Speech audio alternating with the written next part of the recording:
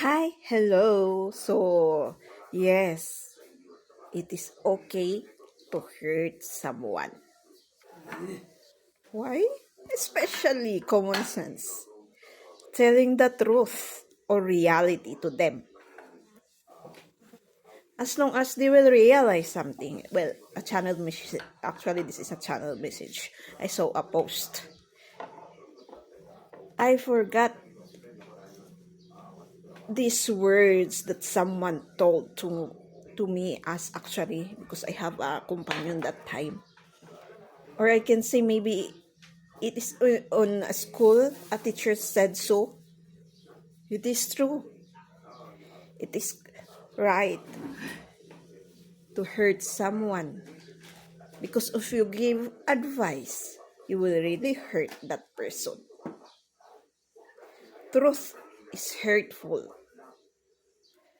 As long as that person will realize, we will use that advice and a motivation and realization when time comes. Even that person was hurt because advice as always. Especially when you are being advised on your childhood and teenage because sometimes we don't understand something why people advise us at that age. But when you grow up, you will realize, yes, that's why I'm so thankful that someone advises me at that time. And now, thank you for that advice because it is my strength.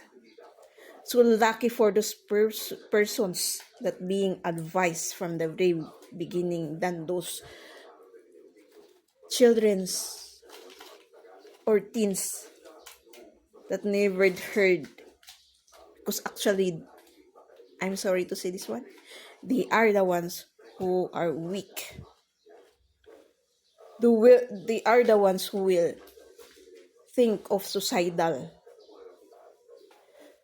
So if, because parents today, because of their parents, I can say, maybe they didn't realize the good effect of advice. That's why they are afraid to advise their children, or teachers afraid to advise. But remember the professionalism, you have to do it face to face, not, you know what I mean. So if that person will not realize, will he or she has a deep pain and trauma. In my experience, will every time that person will, if you will talk together, every person that will not that, not actually that word, but when you argue together, you will say a word, and that will say, the person will say a word also.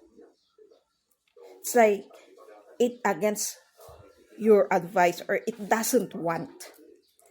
But pursue. If you wanted to pursue that person, he or she will realize soon. That's the thing, that remove yourself. That's the meaning also of that, remove yourself. If it doesn't wanted you. But still you are pursuing it actually. If you know, if you wanted, if you needed, I mean, to give that person space, you have to. But be gentle. You have to wait. So life is really so hard because of that pains and traumas.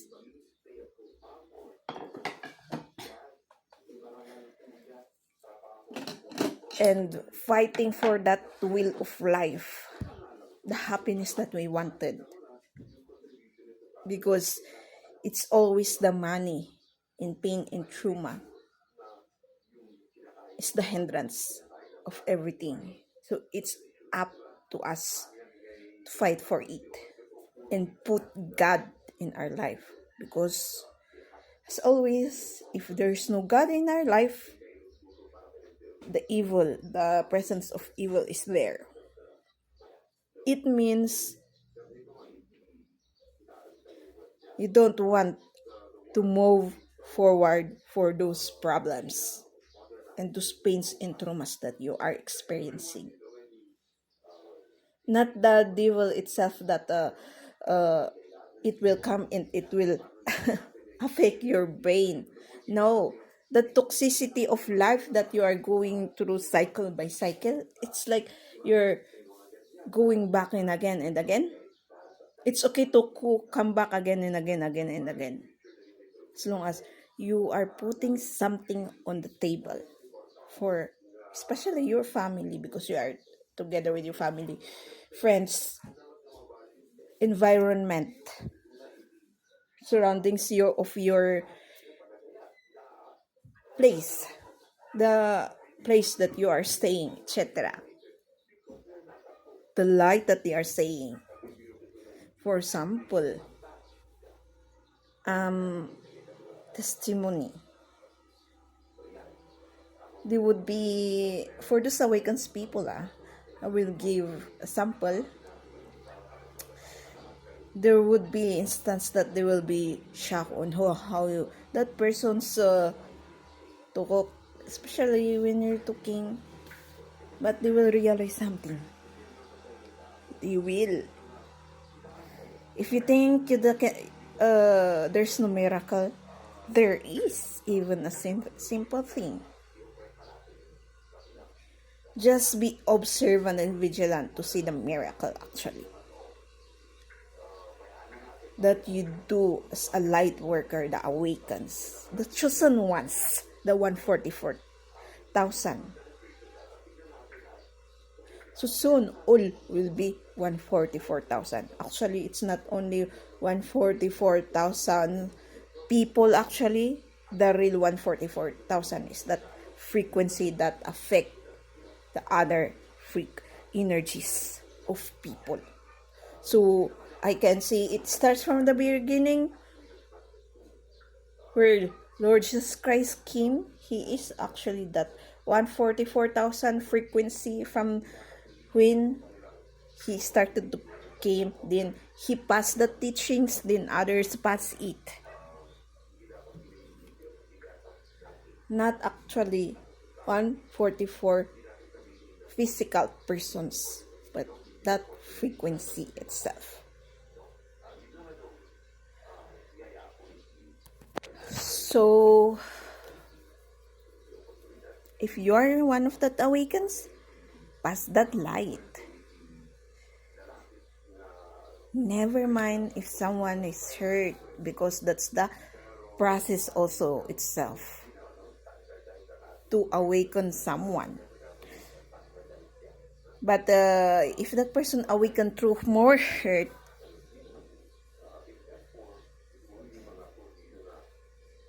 maybe you have to step forward to talk to that person more. Say something that enlighten that person more and see the light step by step. The hardest ones to open the eyes is those who cyclically experience traumas and pains, because of that pains that they experience from the very beginning.